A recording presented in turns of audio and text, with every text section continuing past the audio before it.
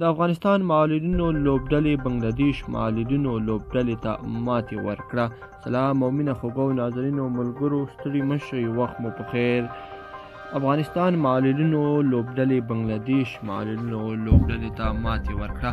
نن د انګلند په کیډر منسټر کرکټ لوبغالي کې افغانستان معلولینو لوبډلې د معلولینو د نړیوال سیریز سیالیو په لومړۍ لوبه کې بنګلادیش ته د 8 وکټو په توپیر ماتې ورکړه.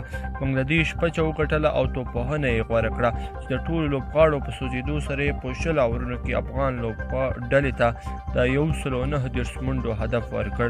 په افغان توپ اچونکو کې تفیل او جمیل 3 زبیر 2 او شیرین آغا 1 لوبغاړی وسوځاوه.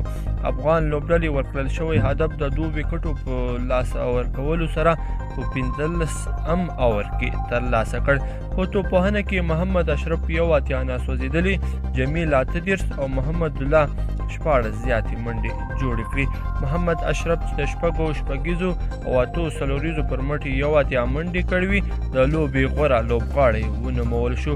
د یادونې وړ ده چې افغانستان به خپله دویمه لوبه سبا له پاکستان سره کوي. که ویډیو او معلومات مو خوښ شوي د سره لایک کړئ او نورو دوستانو سره هم شریک کړئ ترڅو